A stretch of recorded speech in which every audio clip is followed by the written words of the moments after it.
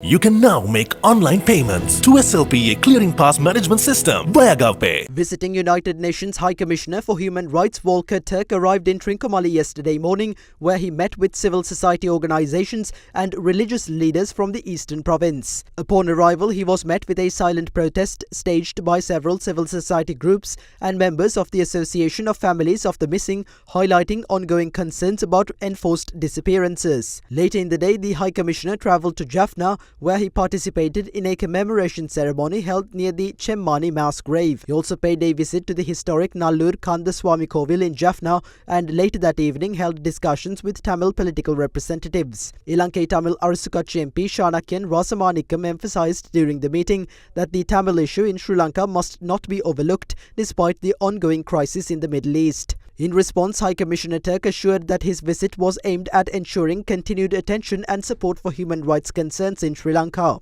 This morning, Turk arrived in Kandy and paid homage to the Temple of the Sacred Tooth relic. He also met with the chief prelates of the Malwatu and Askeri chapters. In the afternoon, the High Commissioner held a meeting with leaders of the NPP at the JVP headquarters. Later in the day, he participated in a press conference in Colombo, where he addressed key human rights concerns and reiterated the UN's commitment to supporting justice, accountability and reconciliation in Sri Lanka. Just over an hour ago, I met with the President, and earlier in my visit with the Prime Minister, as well as other ministers and political party leaders and parliamentarians from across the political spectrum. Our discussions showed a genuine openness to address complex issues. I am encouraged that there is a growing space for memorialization of victims. It is important to build on this momentum and to translate it into tangible results. Sri Lanka has struggled to move forward with domestic accountability mechanisms that are credible and have the trust and confidence of the victims. Achieving results in at least some long-standing and representative human rights cases would have a powerful, demonstrative and confidence-building effect. I also understand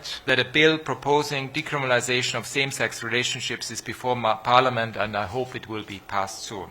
I also call for the moratorium of the use of the Prevention of Terrorism Act and urge an expedited review and release of long-term PTA detainees and prisoners. Also, the Online Safety Act needs to be repealed. The Muslim Marriage and Divorce Act also needs to be amended. Speaking in Colombo a couple of days ago, you said that the credibility of international law is being undermined. We see powerful states today openly backing Israel as it continues killing Palestinians. And in this context, how do you think your office can engage with small states like Sri Lanka, which is apparently caught between domestic mechanisms that victims say are lacking in credibility and an international order that is evidently power-based and not rules-based and is unable to defend humanitarian norms? International law means that there are rules that need to be respected by everyone, including by the powerful ones. And the beauty of the United Nations is that there is no such thing as a small state. And it is precisely because of international law and international regulations that we are able to cooperate with each other. And I fear in today's world, to be very honest, that the old habit of might is right comes back. And